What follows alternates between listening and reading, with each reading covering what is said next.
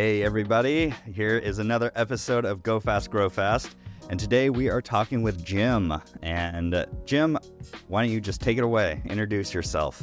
Yeah, hi, I'm Jim Huffman. I'm the founder of GrowthHead, a growth marketing agency, and now also the CEO of Neat Apparel. We make sweat-proof shirts. It's a company we acquired. And yeah, I'm an accidental agency owner. Was working at a few startups in New York, and while I was trying to think of the next big idea, I was freelancing, consulting on the side, and fast forward 7 years later, I have an agency. And so yeah, we're a boutique firm out here in Seattle, 40 people. But the thing is, hey, if we're such a good growth team, can we grow our own stuff? So we've tried to start a few things that failed. We've recently acquired a company, and we're seeing some fun traction there, but we'll see if it was a good business move or we're just lighting money on fire. But yeah, that's a little bit about me and what I'm working on. That's great. That's always the true test of a marketer is can you market your own stuff? And that I feel like that's often 10 times harder. It's the cobbler's children have no shoes situation. Yeah, it's so sad how long we truly went without a marketing department at GrowthHead, and it's 100% my fault. Yeah, right. It always is. Well, that's why don't you talk a little bit more about what GrowthHead focuses on, right? Because it's a broad umbrella of agencies. So like what kind of specialties do you have? Yeah, we position ourselves as an external growth team, right? You're a founder, you maybe have a Shopify store, or you're a SaaS company, you're trying to get more leads, and you're like, okay, this is hard. How do we grow not like a little bit every month, but in a significant way? That's where we like to come in. And we usually start with bottom of the funnel. It's like, hey, let's optimize your site. Let's make sure you're getting enough transactions or leads in a healthy way. And then we're turning on like the traffic engine as far as paid. And where we're really strong is paid social and SEO and search. And then we're doing the email stuff. So a lot of times there's really talented founders and teams that need help with growth. And so we like to come in and help with the strategy and execution there. So we've worked with over 150 companies at this point, and we work with a lot of venture capital firms and startup accelerators to mentor some of their founders as well. That's great. Yeah. And what so within that scale, you have a lot of e-commerce type stuff as well as a good chunk of, things like B2B SaaS, right? Mm-hmm. And has that been kind of just a natural, that just happened because of your network? Has that been a decided focus, or are those just the people who need this kind of service the most? Yeah, great question. Like when you're starting out as an agency owner, I give the advice to niche down. I 100% did not take that advice because when I'm starting, I just wanted to like stay alive, right? Yeah. So you would say yes to everything. And the silver lining of that is you start to see what you're good at, what you're bad at, and maybe what you're great at. And the good thing about e-commerce or B2B companies with high lead volume, it allows you to get a lot of traffic to increase your testing velocity. And that's just a fancy word for saying run more tests on your website or with ads. So, and it's also very black and white. If our job is to get more money or get more leads, those types of businesses allow us to show you, hey, we're working or we're not. Whereas if it's like enterprise sales and it's a long close cycle and there's a connection from marketing to sales, sometimes it can be hard to prove our worth. But with an e-commerce company, like, hey, your conversion rate went from 1% to 3%. Now you can invest more in ads. They're happy with us. Or a B2B company, it's like, wow, you went from getting 10 leads a day to 25 leads per day. Okay, I think we'll keep GrowthHead around. So ones where we can kind of show we pay for ourselves and we can have that impact, that's where we like to kind of excel. Right. When you have those rapid acquisition cycles, there's nowhere to hide. There's no gap. You can't hide. It's either you're driving profit or you're not. I mean, sometimes I wish I was a branding agency and I could give you a fancy logo and it's very subjective, but it's like, hey, we hired you, show me the money, which is, we kind of joke, we're in the what have you done for me lately business. So it's, right. We got to be on. Yeah. So to do that effectively as an agency, means, you have to have some sort of an approach, a framework, right? You can't reinvent the wheel every single time. So, maybe what's your system or your framework for making sure that you can actually deliver successfully? Yeah, I mean it's super simple. Like it's like five key things, and we know this because we've worked with quite a few clients, and we did this analysis. The clients who worked well, what did we do? The ones that failed, where did they go wrong? And it's actually very simple. But the problem is if you don't do these five things, it will fall apart. So the first thing is like alignment and North Star metrics. So it's like, okay, founder, what's your goal here? Is it increase conversion rate, AOV, get more leads? What language do you speak? Because numbers are the language of business, and you got to speak the same language. So once we get that, boom, on to the next thing. The second is customer obsessed. A lot of these companies, they're stuck, they're hitting a plateau, and they maybe have good early adopters, but they don't know how to go to fast followers or the masses, or they really don't know how to speak to customers in a paid acquisition setting because they've gotten them from, inbound. So we nerd out on that. And the truth is, with any funnel, there's like no more than 7 reasons why people aren't converting. So we have to understand what's blocking growth.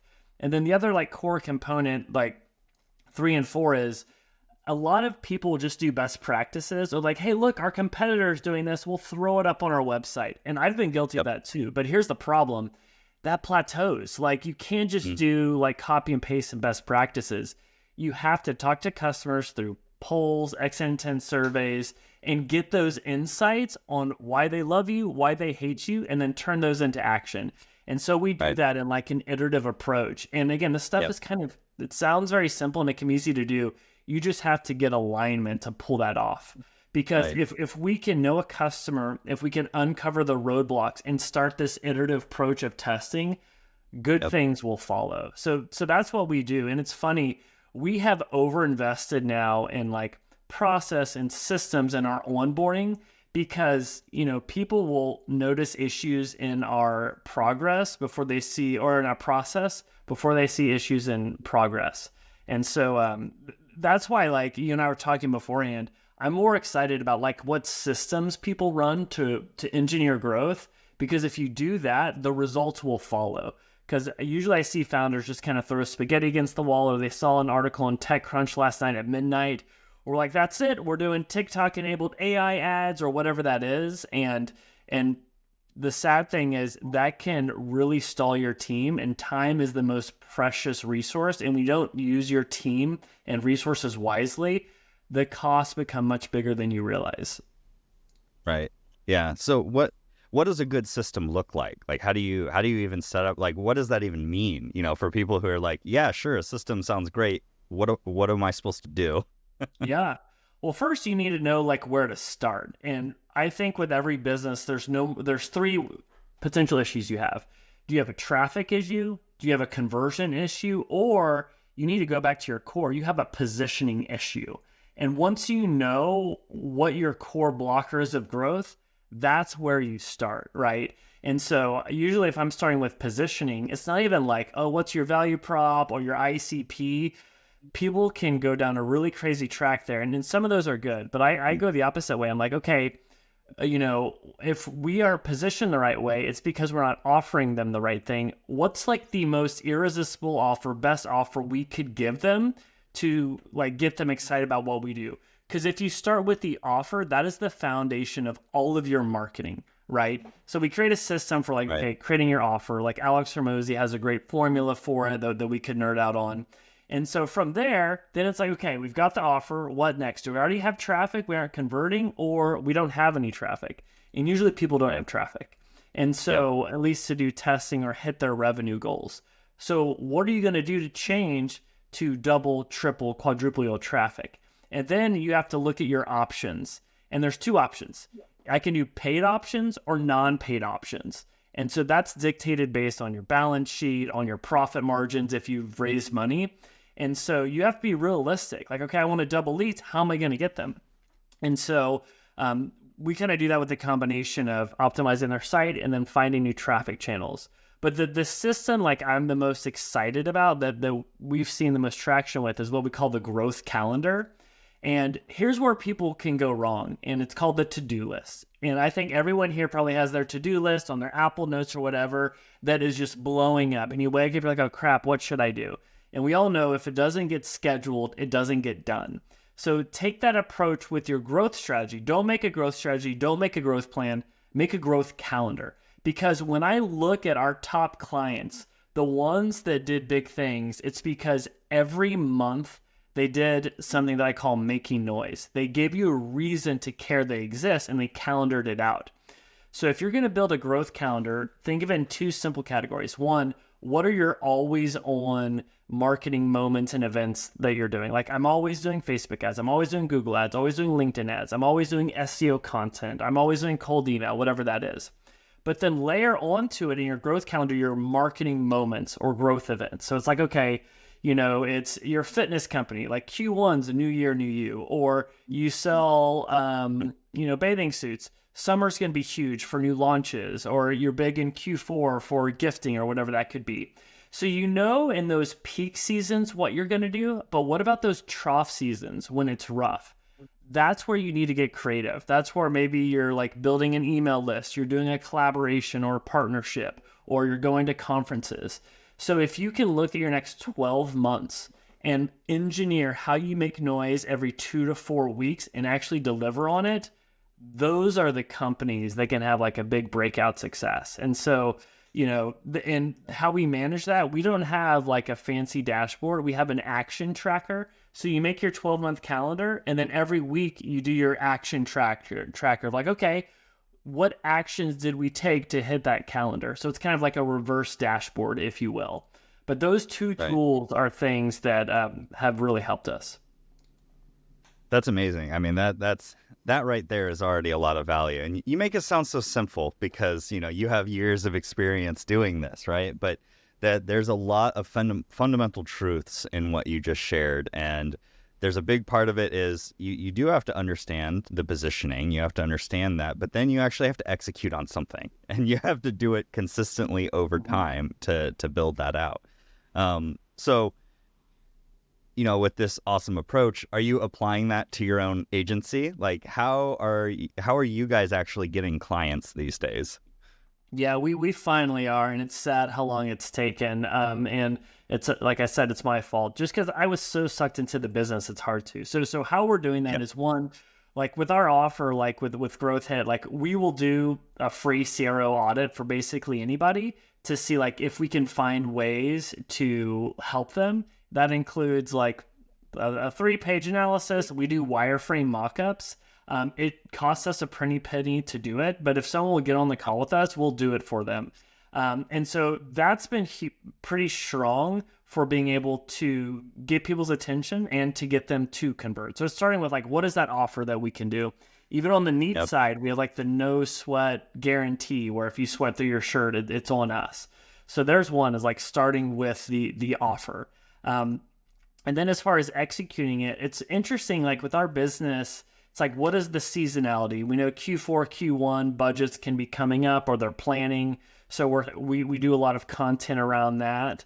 And then also engineering, like when we do newsletter buys, like when we're looking to go to events or conferences. And so those are things we're finally starting to kind of roll out. But I'm happy to get into some things that are working and not working with Growth Hit. But it all started with calendaring out, okay, what are our goals and what are we doing to hit it?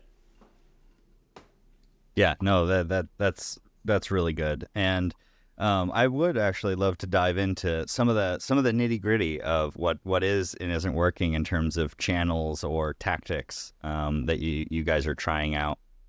Yeah.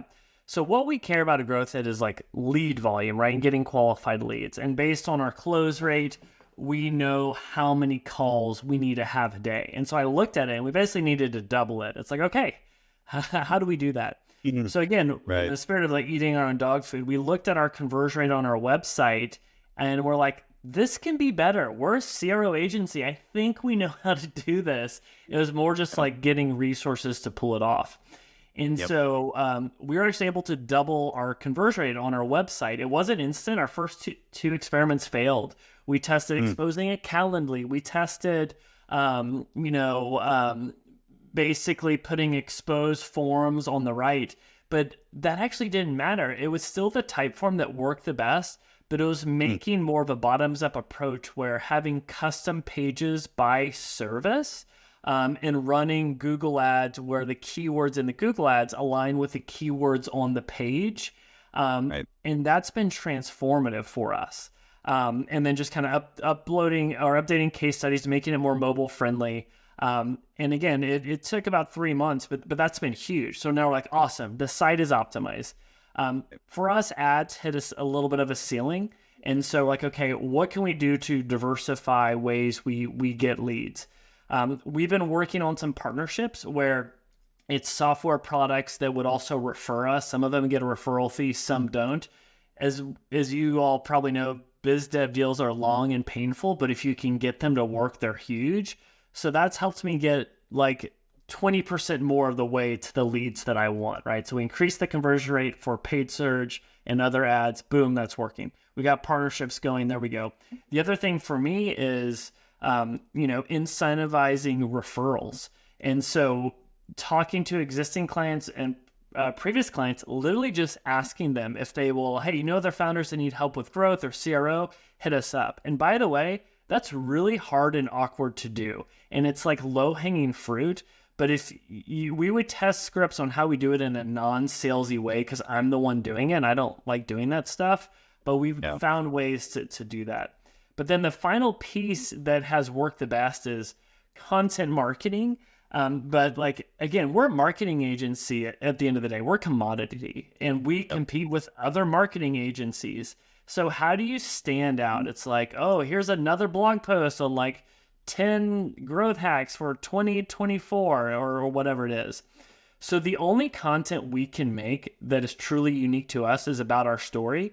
And so we are very transparent in how we grow our own agency and how we're buying companies and we're growing them. And it's so funny. I've tried so many other formats of content and they would fail. But then I post a picture of our team and I talk about what we're doing. It would get like 5x the results, literally showing a crappy photo of me or our team, because people follow people. People want stories. So this idea of build in public, we've really leaned into. That's been helpful because we have a newsletter that we send every week to like 14,000 people. We put our build in public update at the bottom and that always gets the most clicks. And we're just like, why are we like not going all in on this strategy? That's great. Yeah, this build in public, I feel like it's a tried and true tactic to take that so many people still don't do it because it's just, I don't know, I guess it's scary for a lot of people to say like, I'm the only one that could possibly be this messy and have no idea what's going on. Nobody else could possibly be this much of a hot mess, but most of us are. It's exactly right. And to do it well, you can't just be the person that's showing all the wins. Like, look how great I am. Yep. You need to be very honest at your failures. But like starting out, you need to say like, okay, here's where I'm at today. Here's where I want to go. Because people want to know what journey they're on. Like, oh, Right. Jim and Growth hit, they acquired me. They're trying to get it to 7 figures. Let's see how they do that. So people know that's the goal. And then it's just being consistent, sharing the wins, sharing the failures. And you don't have to like do a post that says, I'm an expert. Here's what I learned. Think of it not of like posting, but of documenting. You're like, hey, here's what we did this week. I learned about IP and contract law. And by the way, it costs way too much money. And this is a fun fact for the week. Or we're running a lots of ad creative. And I'm like, guess what? My favorite ad like totally failed. And the ugly ad that we hate has a $20 CPA. So it's things like that. Yeah. Yeah. No, I think that's probably one of the missing components for a lot of people who do end up trying the build in public is that you need to do it. You need to do it real time, but you do need to overlay basic storytelling techniques, right? You do still need to have, even if it's not super salesy, you've got to have a hook. You got to make it interesting to people, and that's not saying I'm the expert. Here's what I learned. It's not that actually that interesting. But if you're doing with those examples you said, it's like mine failed, but look what worked. Like that's classic, social media hooky, storytelling that people actually want to engage with. It piques that curiosity. Yeah, be honest, be vulnerable. And I heard this quote there that if you're a little hesitant to hit publish on an update or a post with built in public, it's a good one, right? Because Yeah. sometimes I'm like, oh, should we share that? It's like, is this going to be a really bad idea? But those end up being the ones that are the most engaging. That's great. That's really good advice. That's a good metric to use in your day to day. So you mentioned there were some things that did work and some things that aren't working. So I'd love to dive into some of those. But first, how are you choosing what actually works? Because not everything is always directly related to a sale, right? Especially if it's like for your own agency where it takes time to do these things, and you may put up a post that's really great, but that doesn't mean you're making a sale tomorrow based on that post. So how are you evaluating different parts of the funnel and different types of tactics? Yeah, I think out of the start, it's like ask yourself, is this a bottom or middle of the funnel, like tactic, test, campaign that I'm doing? If so, those can usually have clear ROI you can measure within 90 days. And if that's the case, we can put a metric on it. But then there's things like top of the funnel tactics where, it's kind of this like muddy gray area of awareness where if you're an analytics person and you love nerding out on dashboards, which I do, it's like, oh, why would we do that? But you need to be okay with it because when you play the long term, I know as we talk to leads, they're like, oh, love the newsletter, like, or the podcast. And it's stuff where you're like, oh, you listened to that episode from a year ago.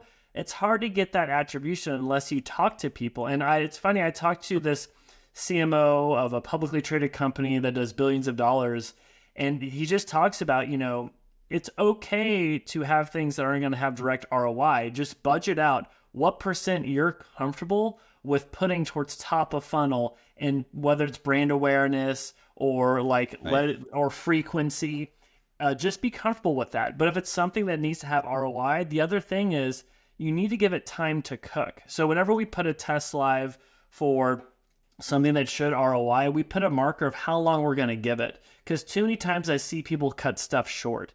It's like, oh, cold email outreach didn't work for us. It's like, how many did you send? It's like, oh, we sent 250. It's like, send 5,000. It's like, you need a real sample size to see if that's going to work. So candidly, we've been really bad at top of the funnel. Like we've accidentally done some good things. Like we wrote a book, we did, podcasts and stuff, but there's so many other agencies out there that do it better than us. And that's where I think we can get better. And it's also being comfortable with how much am I willing to spend of my marketing budget to do that, because we're a bootstrap company. I'm not, have investors where I can spend X amount. I'm looking to spend between 8 to 15% of our revenue on marketing and growth. So what percentage of that am I comfortable with kind of throwing out there and see what happens with what we're calling awareness campaigns? So that's something we're wrestling with. Yeah. And so, when you say, you're bad at top of funnel, you've accidentally done some things. So is that primarily because you're so data driven that the culture needs like adaptation to be able to accept how you measure that top of funnel activity? Totally. Yeah. We just, we're bad at it because we've ignored it and haven't done it. But I even look at some of my decisions around, that I've made, and it's because I heard of people at top of the funnel or people were talking about it. And our biggest issue is, people truly don't know who we are. They do if they start doing Google Ads searches or other campaigns, they'll find us, or maybe from the small referrals we have. But we need to open up the surface area of awareness for us. And I think good things will follow, because we do have a good funnel. We have like good email automations and all that stuff. And we need to stop optimizing those and do some other things. Because, when you have a hammer, everything's a nail. It's like, ooh, now let's do another optimization, because that's what we're good at. Yep. Yeah. At a certain point, your CRO for your existing stuff, it's diminishing returns. Like, okay, you're putting in a lot of work for a 0.5% optimization. Yes. Right? Yeah. So um, we talked a little bit about LinkedIn. That's a channel that's come up in a number of the conversations we've been having on this podcast, and who it's working for and who it isn't. Is LinkedIn, has that been a good channel for you guys, or maybe one that you haven't cracked yet? Yeah, we have not cracked it. And it's funny, as I look at my failures, it's because I heard it worked well for somebody else and I would just do it. Because there's another agency that was crushing it with. I had two that were very candid in how much pipeline it drove for them. So I'm like, we're going all in. I hired someone that was quote unquote the Right. best, which by the way, they did a great job. I really respected their process, but it was crickets Yeah. for us and it didn't work. I think I gave it enough time. We gave it 4 months. That's kind of what we agreed to. But paid LinkedIn Yep. cold outreach did not work for us. And again, it's worked for other people that I really trust. However, Yeah. organic LinkedIn has worked well when we're posting build in public type of content. It's definitely a little bit of a slog, and it's not like a huge scalable driver, but that has not worked. And cold email outreach, even outside of LinkedIn, very hit or miss. It like ebbs and flows. It's not predictable. Because what I care about is what are the growth levers I can pull to get predictable leads, predictable revenue. But those are some things that have kind of flopped for us. Do you have a hypothesis of why it might be working for some of these other people you trust, but not for you?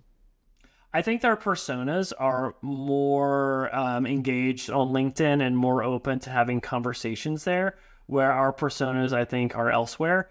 They're in Slack communities and Facebook groups and other channels. So I think that's a part of it. And I'm sure something with our copy or headlines could have been better, but we did test quite a bit there. Yeah. Yeah, no, I think that's interesting. And another theme of this series is it always comes back to your audience and where they are and what they want, right? Mm-hmm. And if for whatever reason your niche just isn't there, and I imagine, especially if the bulk is, e-commerce Shopify people, they're probably not on LinkedIn that active. Like they're probably there because like everybody's there now, but they're probably not checking daily. They're not checking even weekly. Probably it's more of a once a month kind of situation, and that's gonna create a challenge. Yeah. And one call out, like this wasn't scalable, but it worked last year and the year before. We would find different communities and groups and go in there and try and just not be the salesperson, just like answer questions, add value. And then we would understand their problems and we would write some epic threads and post them in there. And a couple worked well where they ended up having us on to do like a webinar and speak and led to some business. But again, that was some work to pull that off. Yeah, that's a heavy lift. There's the great advice that do things that don't scale. That's great, but at some point you do have to scale. Yeah, There's only so many hours in a day. exactly right. And so you also mentioned cold email being very it comes in waves, and I'm curious, do you feel like that's something you're seeing a lot of across other people, like that's part of the industry, or do you feel like that was specific to what you guys were doing as well? Yeah, I mean, I don't know. I just think everyone's inbox is just exploding. People are so numb to the outreach where as you do it year over year, it's just the results are gonna be lower and lower. The things that worked well for us was putting the first name in the subject line, being very direct on, are you, like, we know you are this size, you probably have this problem, and then giving them something for free, like the audit or assessment, and getting out of there and doing it in under like 70 words because people are busy. It needs to be scannable. And that's what worked for us. But again, we'd have months where we're like, oh my gosh, we've cracked the code. Cold email's the best thing ever. And then it'll be crickets for a few. It just wasn't the most predictable channel for us. Yeah. No, we still do it to some extent, and we're always testing different things. Yeah, I think so. I think that is very much a theme across a lot of businesses, and I tell people that the bar for things has moved in that the bar for how much effort you put into microsegmenting your email database has gotten much higher. Mm-hmm. The bar for how good your copy is and how short and to the point it is has gotten much Mm-hmm. higher. To your point, like, can you convey what you need to convey in like 2 sentences? Yeah. Like it's that kind of level. And then the bar of what you can ask from a lead has changed Mm-hmm. a lot. It's for a long time, you can ask them for a meeting, but then people don't want a meeting that's asking too much. You can say, hey, will you go download our thing? But even that is asking too much now. And so it's like, Yeah. hey, can I send you more information? That's the ask, right? And they can Yeah. reply Yeah. with yes or no, right? And like it's that bar. You need to deliver more value than what you're asking for at every step. And I think that's what's making it a lot harder. Yeah, it totally is. And the key to doing cold email well is to not make it cold and to make it warm. And what that Mhm. means is this idea of referrals, which there's a study from McKinsey that says with big B2B decisions, 85% of them are influenced by their network or peer. So think about it. If you're about to like use HubSpot or Marketo, you're going to ask somebody. You're like, oh, I need an executive coach. You're going to ask somebody. So what does that mean? It's like, how do you build this amazing like network or group of relationships where it can open up that surface area of opportunities? And I think that's more scalable than people realize. So we're Yeah. trying to find creative ways to do that, because if you can make it go from cold to warm, that's a huge one. And don't think that you always have to get people to convert. The key is it's okay to be second in their mind. Like, oh, they already have a CRO agency? Cool. We'd love to help and talk. But guess what? If it goes wrong in a year or two, maybe they'll think about us, right? And so those are things that we're trying to think through, because I'm not, Amazon trying to get everybody in the world to like use my product. I'm just trying to close a few things a month with Growth Hit, and Right. that's actually very Right. doable. So Yep. those are things that we're thinking through on how you can pull that off in an authentic way. Yeah. Well, and that's I think part of too is taking that long-term view, right? That's Mhm. actually a big unlock for a lot of people of being able to say, look, yeah, they have the CRO agency right now, but you know what? The churn rate on most agencies is X. So they're Mhm. going to be having a conversation in, X number of months, and we want to have already had that kind of flag planted in their mind as an option, and that changes how you can operate on a day-to-day if you're thinking in that long term. Oh yeah, that's so I well mean, said. Yeah. yeah. And I mean, even Jeff Bezos, right? He has that big quote of, you know, the performance for this quarter, it's already set in stone. I'm thinking, 14 to 18 months out. That's what I'm Yeah, planning yeah. for because there's nothing I can do at this point. It's so true. Yeah, yeah. I'm even now like I'm thinking through Q3 and Q4 as we're looking to make some hires. I'm like, okay, what's the market going to be like as it's an election year? What's the sentiment of Right. potential clients? Yeah. So shifting a little bit, you have this concept you've mentioned of, byproducts. I wonder if you can, share what that means to you and how you think about that when you're doing stuff and what kind of byproducts can come out of it. Yeah, so I think Rockefeller was like so good with it, where like monetizing his byproduct, where what that means for people is like you make lumber at the lumber yard. As you chop the lumber, this dust falls. It's like, oh, we can sell that as sawdust. So the question to ask yourself, what is your sawdust? And so for us as an agency, our byproduct is our system. And so we've sold that in the past. We had a book called The Growth Marketer's Playbook. Even now, we're working on like the growth marketing operating system, where we're just trying to give away everything that we do. The other thing is the byproduct for us is we're looking to actually acquire companies and grow them. So as we're growing them and learning, that's all content that we can make that helps bring awareness to the company.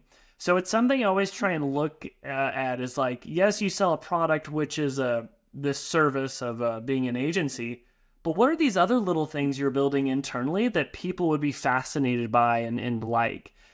Because that's for me like the interesting stuff, and how can you monetize that or use that as marketing? But it's companies that do that really well that I get impressed by. So we're always trying to see. And the problem is when you're in the weeds or in the trenches, it's not obvious to you because you're like, oh, everybody, this isn't special. Everybody does it or thinks through it that way, and that might not be the case. So yeah, those are things that I like to do because even Amazon, I mean, so many of their products came out of being the pride product of things they made internally. Looking at obviously AWS and what they were doing with Twitch and whatnot is pretty amazing.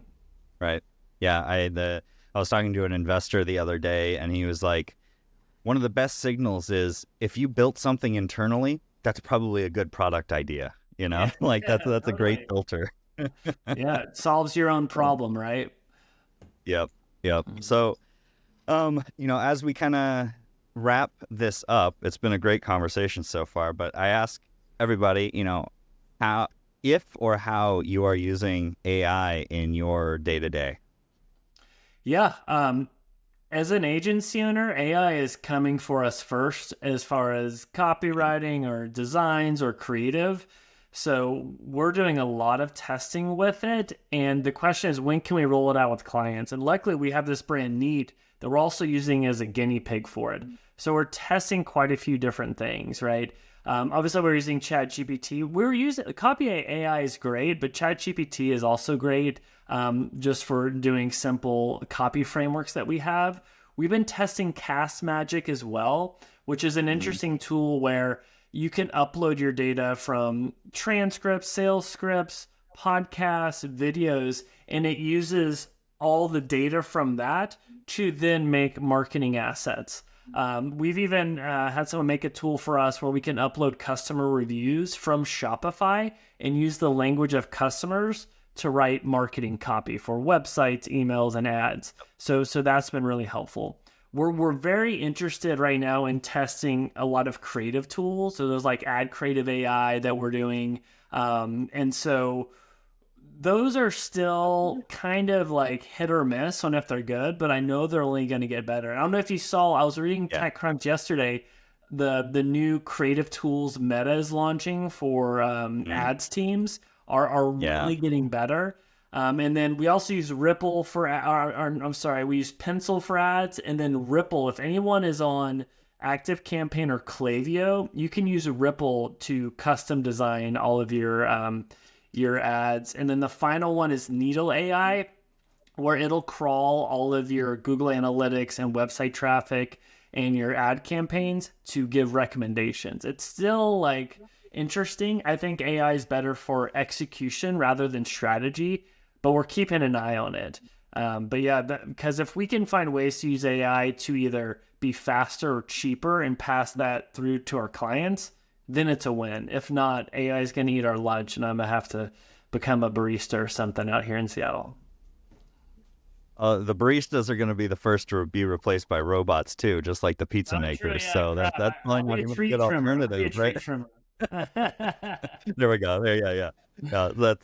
That's great. I get, you just rattled off a bunch of great tools that people can go check out. I get worried, talking to agency owners where, you're clearly putting in time to start experimenting, and there's still a lot of agencies that are just sitting on the sidelines and not even trying out products, and that's worrisome. That's worrisome for them. I can't, we have clients that are like, oh, have you guys tested this and this yet? I'm like, never heard of any of those crap. Let's dive in. It's got research. Yes, it's every day we're getting inundated with stuff. So it's the writing's on the wall. Yeah, absolutely. Well, I also close out. You have any recommendations for the audience? I mean, you just gave a bunch of great tools for them to go research, but are there any other recommendations, books, podcasts, anything? Yeah. If anybody's working at home and drinks a lot of coffee like I do, my wife and I recently got the Revolved Touch. You can have Americanos, cappuccinos whenever you want. It's a nice little. It's literally the highlight of my day is when I'm able to pull an espresso, and regardless of if it's a good day or bad day, it's like so you were serious about the barista as your secondary career. Absolutely. I see. I'm a poser. I can be exposed very quickly on not knowing my stuff, but I can trick someone for a few minutes. And then books. This is probably recommended a bunch, but if anyone is looking to go from like 6 to 7 figures or 7 to 8 figures and really break out of being, someone that's like working in the business and not on the business. I'm a huge fan of the book Traction and the framework within that EOS, the Entrepreneur Operating System. It has been probably the biggest unlock for me to create an executive team and to be able to start working on the business more than in the business. And so it's taken a while. We've been doing it for about 2 years, but it's been pretty transformative. Yeah, those are some really great recommendations. I highly encourage people to go check that out. Well, Jim, this has been an absolute pleasure. I've really enjoyed this conversation. I think there's a lot of great nuggets of wisdom in here. You have any closing words for the audience? No, I think, all this stuff is hard, right? But if it were easy, everybody would do it. And I think it's okay to mess up and not be perfect and just kind of like build upon it, because I don't think people talk enough about like how hard it is and messing up. But the good thing is you just need a few things to work and then, ride on the back of those. But I would just say that there's a lot of like, look at me, like celebration culture where I think it's okay to mess up and just iterate. Yeah, I agree with that wholeheartedly. It's a grind. Go find some friends that are going to support you. Where they're out there. If anybody needs a friend, I'll volunteer. Absolutely. The peer group, I like peers over mentors a little bit better, just to compare notes. I have some founder friends where we could just be very honest. It's like, and really talk about what's rough or what's working, what's not, because it's not fun when you're just talking about how you're crushing it, because that's not true. Yeah, exactly. We are all messing up something every single day. That's part of the process. So absolutely. Yeah. Well, thank you again, Jim. I hope we can have another conversation in the future and update on some new things that are working and not working, and some failed experiments down the road. Yeah, would love to, Sean. This was a blast, and well done on your end. Good stuff. All right, thank you. Well, I hope everybody enjoyed, and remember to leave a comment, ask questions, and don't forget to subscribe. So, thanks everybody.